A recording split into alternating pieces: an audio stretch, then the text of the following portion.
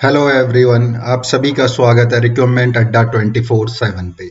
आज हम इस वीडियो में बात करने वाले हैं Uttar Pradesh metro rail corporation limited में जो लेटेस्ट वैकेंसी निकली हुई है उसके बारे में। इस वीडियो में हम बात करेंगे, हम जानेंगे कौन कौन सी पोस्ट की वैकेंसी निकली हुई है, क्या एलिजिबिलिटी कंडीशंस हैं, एप्लीकेशन फॉर्म कब से स्टार्ट हो रहे हैं, लास्ट डेट अप्लाई करने का क्या है, किस तरह आप उसे ऑनलाइन अप्लाई कर सकते हैं, उसी के बारे में हम डिटेल में इस वीडियो में बात करेंगे।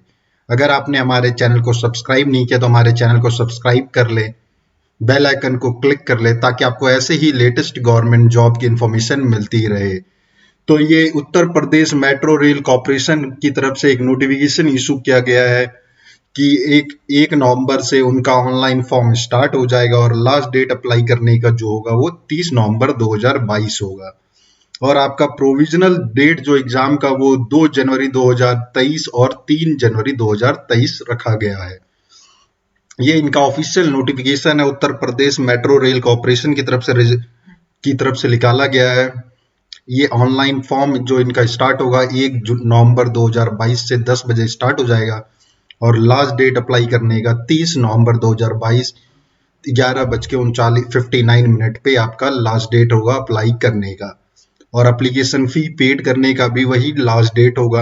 आपको फी ऑनलाइन मोड में पेमेंट करनी होगी और एडमिट कार्ड डाउनलोड आपका 15 दिसंबर 2022 में आप डाउनलोड कर पाएंगे। और टेंटेटिव डेट जो एग्जाम का वो होगा 2 जनवरी 2023 से लेके 3 जनवरी 2023 के बीच में आपका एग्जाम का होगा।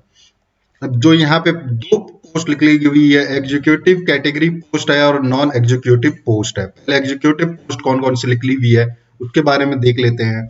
फॉर्म सिर्फ आप ऑनलाइन मोड में ही अप्लाई कर पाएंगे, कोई अदर मोड नहीं है अप्लाई करने का। पहली वैकेंसी है असिस्टेंट मैनेजर सिविल की। इसमें सैलरी जो होगा, पे स्केल जो होगा आपका 50,000 से लेके 1,60,000 होगा।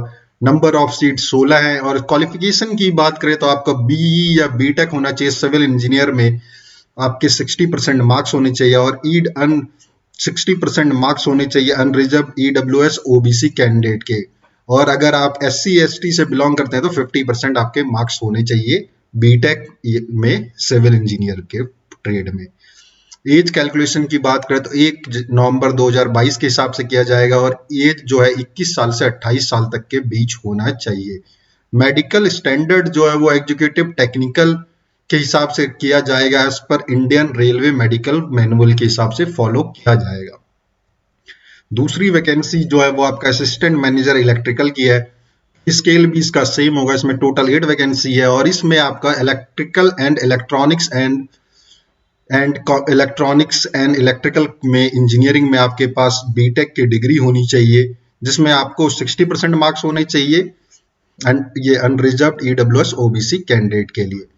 इसमें भी 21 साल से 28 साल तक के लोग अप्लाई कर सकते हैं। तीसरी वैकेंसी जो है assistant manager station and telecommunication का, सिग्नल एंड टेलीकम्युनिकेशन का। इसमें 50,000 से 1,60,000 का पे स्केल होगा। टोटल 5 वैकेंसी है। इसमें बीटेक चाहिए इसमें आपका इलेक्ट्रॉनिक्स में या इलेक्ट्रॉनिक्स एंड कम्युनिकेशन में और या इसके इक्विवेलेंट किसी भी ट्रेड में।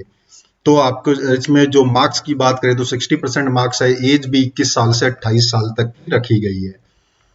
और अगली वैकेंसी असिस्टेंट मैनेजर अकाउंट्स की। इसमें भी सैलरी पे स्केल आपका 50,000 से 1,60,000 होगा और एक वैकेंसी है। इसमें सीए चाहिए अब from the institute of chartered accountant of India और आईसीडब्ल्यूए की तरफ से आपका सीए आपको चाहिए। No minimum percentage required. इसमें कोई परसेंटेज की बार नहीं है।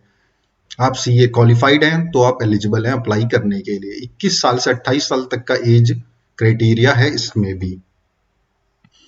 अगली नॉन एग्जीक्यूटिव कैटेगरी की बात करें तो यहाँ पे जो पहली वैकेंसी है जूनियर इंजीनियर सिविल की है। स्केल आपका 33,000 से 67,300 होगा। टोटल वैकेंसी 43 है। इसमें अप्लाई करने की जो क्वालिफिकेशन क्राइटेरिया है 3 साल का आपके पास डिप्लोमा होना चाहिए सिविल इंजीनियर या इक्विवेलेंट में।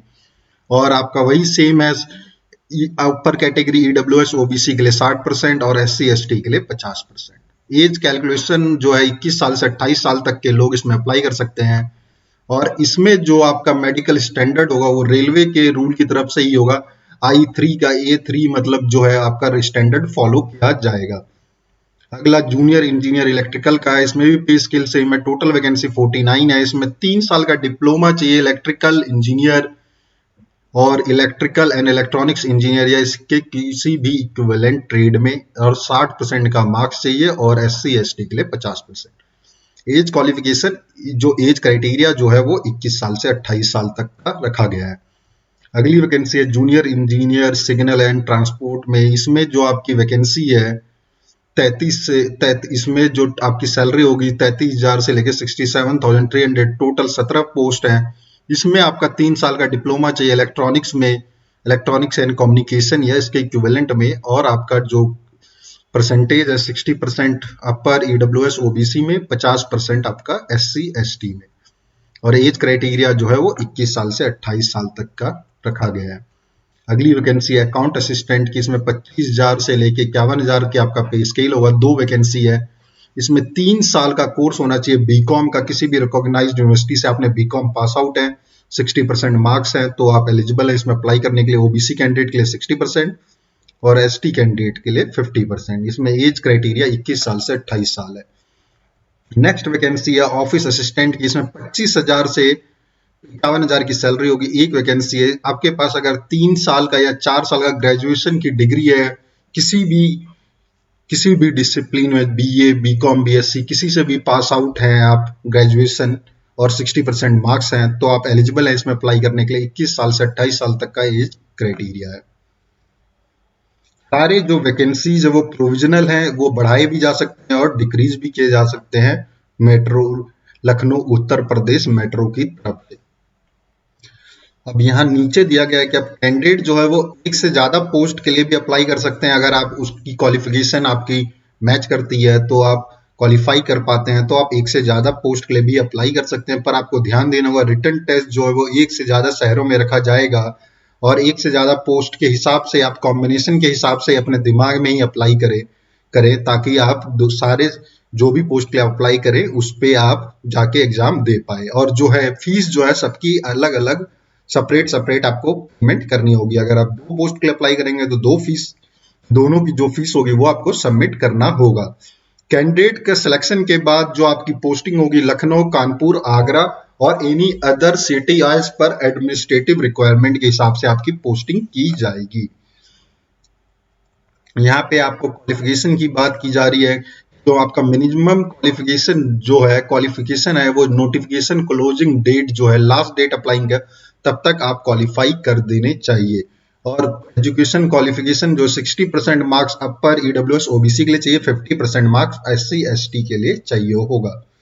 यहाँ नीचे आएंगे तो आपको सिलेक्शन प्रोसीजर दिखाया जा रहा होगा। ये पोस्ट असिस्टेंट मैनेजर सिविल के लिए और assistant manager electrical, assistant manager signal and transport, इसके लिए आपको जो होगा इसका सिलेक्शन वो होगा 2 स्टेज में होगा। रिटन टेस्ट होगा और साथ में document verification and medical examine होगा आपका। और दूसरी जो असिस्टेंट मैनेजर अकाउंट्स के लिए आपका जो इसका भी 2 स्टेज में होगा सिलेक्शन, रिटन टेस्ट होगा and document verification and physical medical examine होगा आपका इन एग्जीक्यूटिव नॉन टेक्निकल कैटेगरी में। और नेक्स्ट जो जूनियर इंजीनियर की होगी जिसमें NE1 N2 N3 की, इसकी भी 2 स्टेज में होगी। Written test followed by document verification and medical examine in I3। A3 जो होगा आपका कैटेगरी में आपको रखा जाएगा, उसके हिसाब से मेडिकल एग्जामिन किया जाएगा। और लास्ट जो है अकाउंट असिस्टेंट की और ऑफिस असिस्टेंट में, इसका भी सिलेक्शन 2 स्टेज में होगा। रिटन टेस्ट होगा, डॉक्यूमेंट वेरिफिकेशन होगा और मेडिकल एग्जामिन होगा C1 में आप कैटेगरी में, जो रेलवे के हिसाब से किया जाता है। यहाँ पे आपको देखने को मिल जाएगा मेडिकल एग्जामिनेशन का क्या प्रोसेस है, रिटन एग्जाम कैसे होगा उसके होंगे, और आपके जो क्वेश्चंस आएंगे वो कैसे होंगे उसके बारे में यहाँ दिया गया है कि 140 क्वेश्चन आएंगे for category E01 to E04 तक और NE0 टू NE05 तक। ईच क्वेश्चन क्वालिफाइंग जो क्वेश्चंस होंगे वो इक्वल मार्क्स के होंगे, और उसमें नेगेटिव मार्किंग भी होगा। गलत क्वेश्चन के जो आंसर देने पे आपको 1.1/3 का आपका मार्क्स डिडक्ट किया जाएगा। और आपका जो पेपर होगा वो 2 घंटे का किया जाएगा, और ये ऑनलाइन कंप्यूटर बेस्ड टेस्ट होगा। एग्जामिनेशन सेंटर्स की भी डिटेल दी गई है कि कहाँ पे आप इनके एग्जामिनेशन सेंटर्स रखे जाएंगे, वो आपको यहाँ पे डिटेल में दिया गया है। लखनऊ, कानपुर, आगरा, प्रयागराज, मेरठ, नोएडा, ग्रेटर नोएडा, गाजियाबाद, मथुरा, मुजफ्फरनगर, ये सारी जगहों पे आपके रखे जाएंगे एग्जामिनेशन सेंटर। और आपका candidate must carry admit card, 1 passport size photo जो आपने एप्लीकेशन फॉर्म पे दिया है, और एक वैलिड फोटो आईडी कार्ड जैसे such as Aadhaar card, passport, driving licence, voter ID, PAN card और अदर वैलिड आइडेंटिटी प्रूफ आपके साथ ओरिजिनल में होना चाहिए जब आप सीबीटी टेस्ट के लिए और डॉक्यूमेंट वेरिफिकेशन के लिए जा रहे हैं। अब फी की बात यहाँ पे देखिए, cost of training will be under, जो इनका कॉस्ट ऑफ ट्रेनिंग होता है, जो एक आपको will have to deposit non refundable cost of training का through DD of in favour of इतना फॉर ज्वाइनिंग इन यूपी का, ये जो है यूपीएमआरसी में E1 to E04 में एग्जीक्यूटिव पोस्ट में कॉस्ट ऑफ ट्रेनिंग 94,000 के आसपास का होता है, और इसमें NE01 to NE06 तक में आपका 35,400 का एक आपका कॉस्ट ऑफ ट्रेनिंग और सिक्योरिटी बॉन्ड आपको देना पड़ता है। एक आपका जो एग्जीक्यूटिव पोस्ट के लिए आपका सिक्योरिटी बॉन्ड जो है तो 3 लाख का साइन करवाया जाता है, और to serve the corporation for minimum 3 साल तक पीरियड तक आप इसमें सर्व करेंगे। अगर उससे पहले आप रिलीव करेंगे तो आपको ये बॉन्ड तोड़ने के लिए आपको पेमेंट करनी होती है। And there is a also 3 month prior notice और leave salary in lieu of short notice period के लिए रखा जा गया है। और एक नॉन एग्जीक्यूटिव पोस्ट के लिए जो सिक्योरिटी बॉन्ड है वो 1.5 लाख का रखा गया है, सेम इसमें भी है। ट्रेनिंग और प्रोविजन पीरियड है, आपका जो प्रोविजन पीरियड होता है वो 2 साल का होता है, इसके बाद आपको कंफर्म कर दिया जाएगा। रिजर्वेशन किस तरह दिया जा रहा है, एज रिलैक्सेशन जो है 5 साल SC ST OBC को दिया जाएगा। कैंडिडेट जो उत्तर प्रदेश से बिलोंग करते हैं उन्हीं को सिर्फ रिजर्वेशन दिया जाएगा, और अदर स्टेट से कैंडिडेट को रिजर्वेशन नहीं दिया जाएगा। इसमें एलिजिबल सारे ऑल ओवर इंडिया कैंडिडेट हैं, एज रिलैक्सेशन सिर्फ यूपी कैंडिडेट को ही दिया जा रहा है।